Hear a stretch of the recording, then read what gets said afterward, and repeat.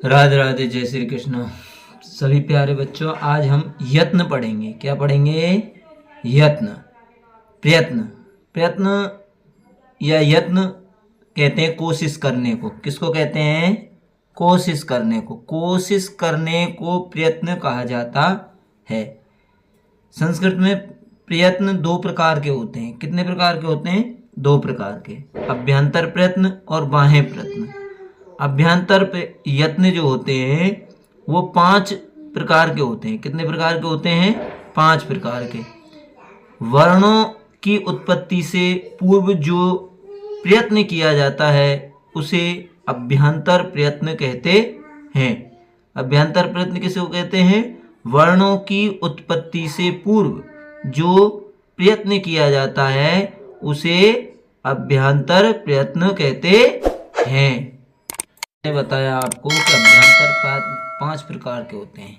पहला है स्पृष्ट, दूसरा है ईषद स्पृष्ट, तीसरा है ईषद विवृत, चौथा है विवृत और 5वां है संवृत। स्पृष्ट में कैसे लेके मैं तक 25 वर्ण आते हैं। क ख ग घ य च छ ज झ य ट ठ ड ढ ण त थ द ध न प फ भ भ म। इसमें 25 वर्ण आते हैं। कादियों में अफसाने है। दूसरा है ईषद स्पृष्ट। इसमें य व र ल यानी अंत्यस्थ वर्ण आते हैं। तीसरा है ईषद विवृत। इसमें स और है यानी ऊष्म वर्ण आते हैं। चौथा है विवृत। इसमें सभी स्वर आते हैं। ए ई उ री री ए ओ आई और औ।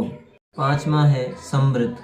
संवृत जो है वह ह्रस्व वर्ण से प्रयोगे संवृत है, यानी कि प्रयोग अवस्था में ही ह्रस्व ए का प्रयोग किया जाता है। अवस्था 2 प्रकार की होती है, प्रक्रिया अवस्था और प्रयोग अवस्था। प्रक्रिया अवस्था जो होती है वो रामायण में जो ए आता है उसमें होती है, और प्रयोग अवस्था जो हम साधारण उच्चारण करते हैं उसमें आती है। राम, मोहन, श्याम इत्यादि। यह प्रयत्न का दूसरा प्रकार है बाह्य प्रयत्न। वर्ण उच्चारित होने के बाद जो प्रयत्न किया जाता है उन्हें बाह्य प्रयत्न कहते हैं। ये 11 प्रकार के होते हैं। विवार, संवार, श्वास, नाद, घोष, अघोष, अल्पप्राण, महाप्राण, उदात्त, अनुदात्त और स्वरित। बाह्य प्रयत्नों की टेबल को ध्यानपूर्वक पढ़ें और देखें। विवार, श्वास और अघोष एक उसमें आते हैं। संवार, नाद और घोष एक टेबल में आते हैं। अल्पप्राण अलग, महाप्राण अलग, उदात्त, अनुदात्त, स्वरित ये भी अलग अलग हैं। अब बात करते हैं विवार, श्वास और अघोष की।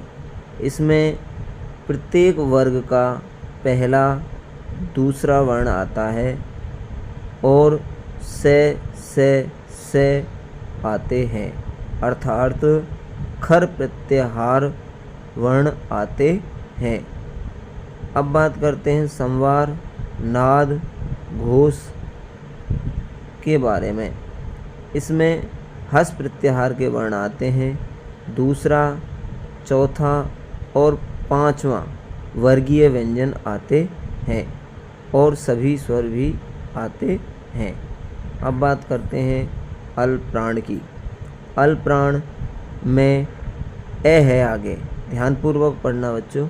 इसमें क्या है कि अल्पप्राण में पहले ए है, तो ए का मतलब है कि वर्ग का पहला अक्षर आएगा। उसके बाद में आपको विषम में ही याद करना है। वर्ग का पहला, तीसरा और 5वां वर्ण आएगा। ये वे रे ले भी इसी में आएंगे। और सभी स्वर आएंगे अल्प प्राण में। इसके बाद बात करते हैं महाप्राण की। महाप्राण में बचे हुए वर्ग के दूसरे और चौथा वर्ण आएगा। स और है इसी में आएंगे। उदात, अनुदात और स्वरित में सभी स्वर आएंगे।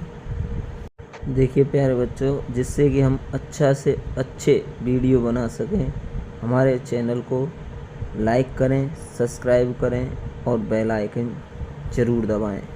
आगे बात करते हैं हम जो हमने यत्न पढ़े हैं, अभ्यंतर और बाहें।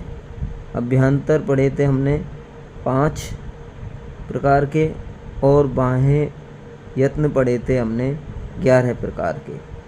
तो इनका अर्थ एवं उच्चारण, स्थान कहाँ कहाँ कैसे कैसे होता है, उसके बारे में थोड़ा थोड़ा सा विस्तार पूर्वक पढ़ते हैं। पहला है स्पष्ट। वर्गों के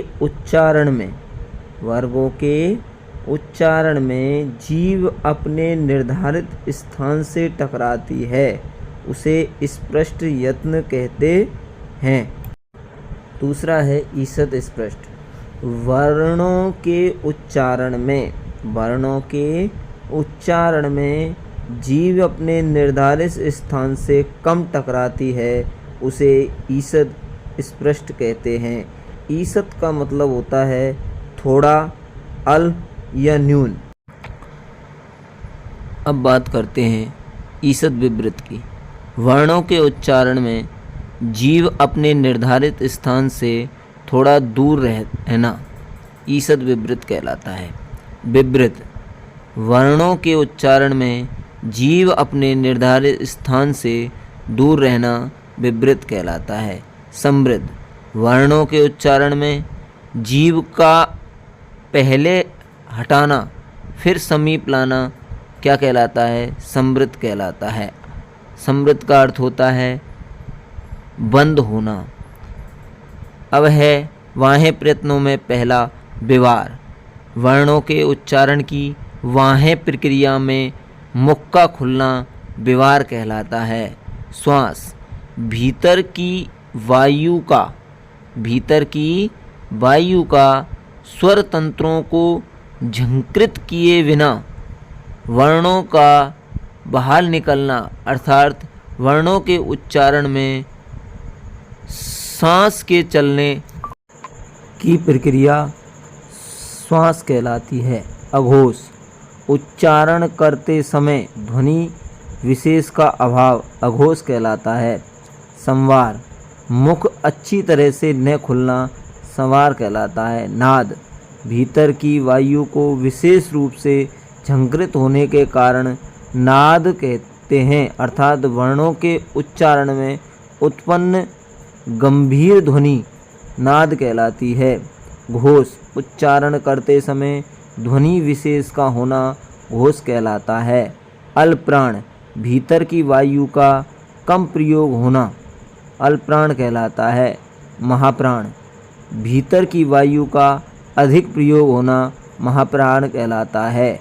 उदात। तालु आदि स्थानों के ऊपरी भाग से उच्चरित होना उदात कहलाता है। अनुदात। तालु आदि स्थानों के विभिन्न भाग से उच्चरित होना अनुदात कहलाता है। स्वरित। उदात व अनुदात का समाहार है, अर्थात मध्यम अवस्था। उदात और अनुदात के जो बीच की अवस्था है उसे ही स्वरित कहा जाता है।